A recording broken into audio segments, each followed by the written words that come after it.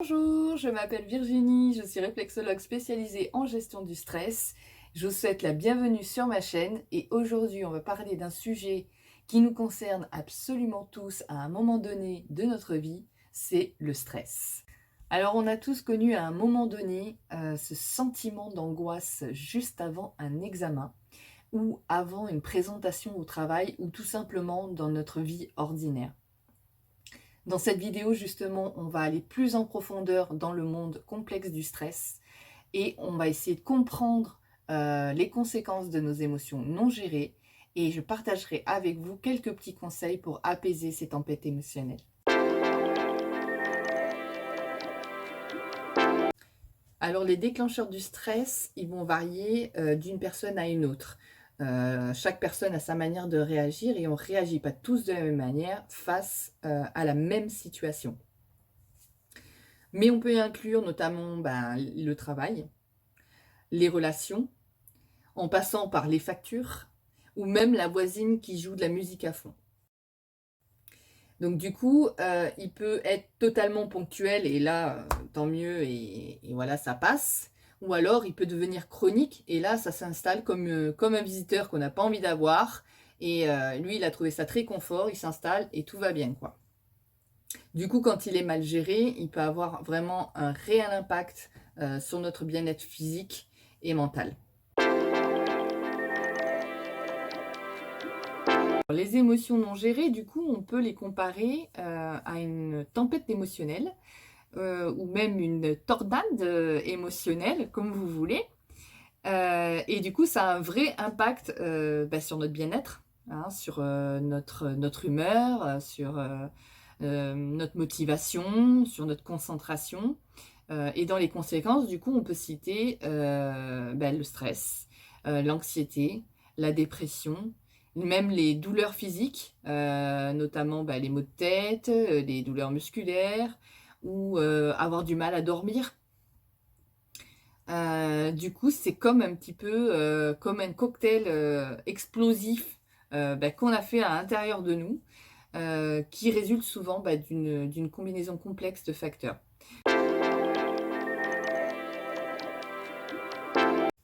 Le premier facteur dont on va parler, ça va être le stress accumulé. Essayez de vous imaginer comme une montagne de défis émotionnels qui s'accumulent avec le temps. Ce stress chronique va déclencher une cascade de réponses physiologiques et notamment le cortisol qui est une hormone du stress. Cette hormone du stress à trop haut niveau agit comme un poison dans notre corps puisqu'il va vraiment apporter des déséquilibres au niveau de notre organisme et donc être très néfaste pour notre santé, que ce soit physique ou mentale. Le deuxième facteur, ça va être l'anxiété. Alors l'anxiété, on peut la comparer en fait à une alarme de voiture qui est constamment activée. Elle va vraiment créer un sentiment constant de préoccupation, d'appréhension, de nervosité et au point qu'on pourrait finir par s'inquiéter par des détails mineurs de la journée. Un autre facteur qui découle des émotions non gérées, ça va être la dépression. La dépression, elle peut venir de longues périodes de stress, d'une anxiété persistante ou de traumatismes émotionnels qu'on n'a pas pu résoudre.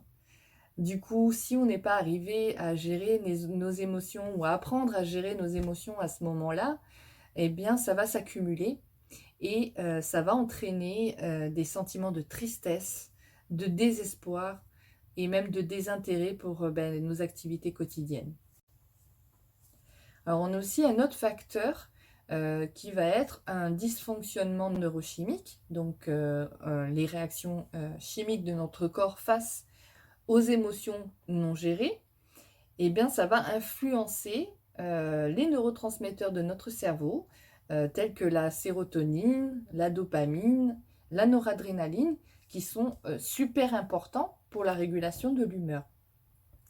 Les déséquilibres dans ces neurotransmetteurs, ça va contribuer au développement de la dépression, de l'anxiété, et ça va laisser notre cerveau en état de turbulence émotionnelle terrible. Il y a un autre facteur aussi que je souhaitais aborder avec vous qui est quand même très important aussi, hein. Ce sont les comportements d'adaptation malsains.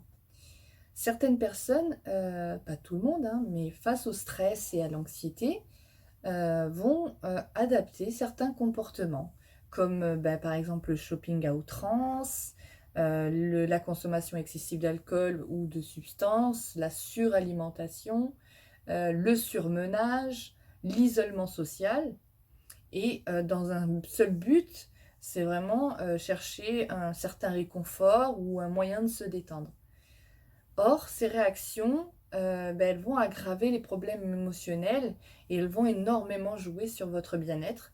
Et ça va créer un cercle vicieux qui va être difficile à briser. Alors maintenant qu'on a compris l'importance de gérer ses émotions, on va passer aux conseils qui vont vous aider à y parvenir et les effets positifs qui en résultent.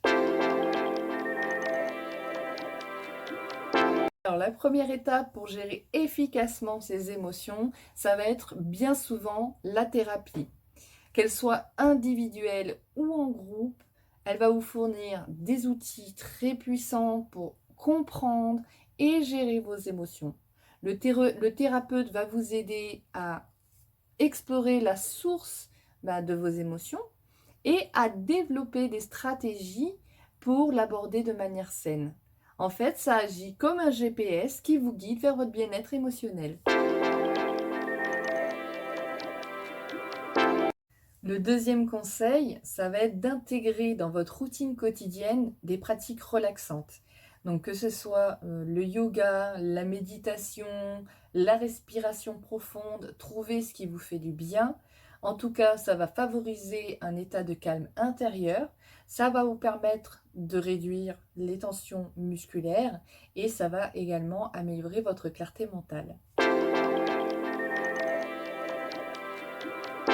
Alors, mon troisième conseil, ben oui, je suis obligée de vous en parler parce que c'est ma spécialité, c'est la réflexologie.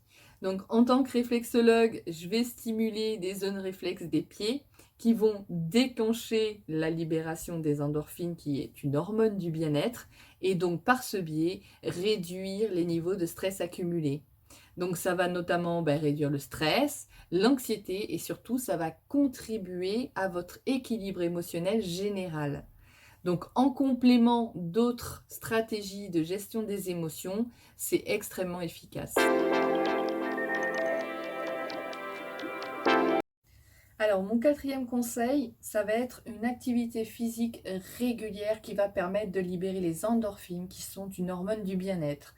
Alors, que ce soit la marche autour de votre pâté de maison, ou en promenant votre chien, ou la course à pied, ou faire du yoga, peu importe, trouvez ce qui vous plaît, ce que vous aimez, et faites-en une partie de votre routine.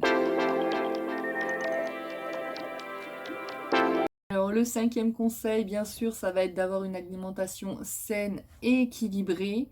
On apporte les bons nutriments à notre corps pour avoir un impact positif sur notre bien-être émotionnel. Donc on va éviter tout ce qui est sucre, aliments transformés et caféine et on va favoriser une alimentation qui soit riche en légumes, en fruits, en protéines maigres et en grains entiers. C'est donner le bon carburant à votre corps pour maintenir un équilibre émotionnel qui soit stable.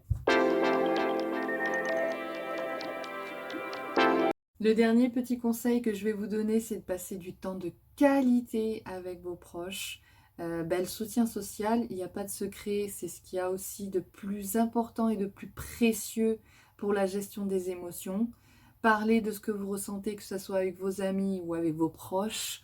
Partagez des moments de joie et de connexion pour renforcer vos liens.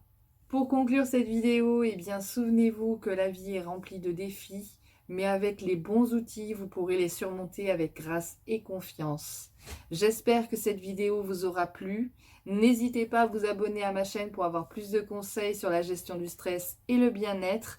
Merci beaucoup de m'avoir rejoint aujourd'hui et je vous dis à très bientôt.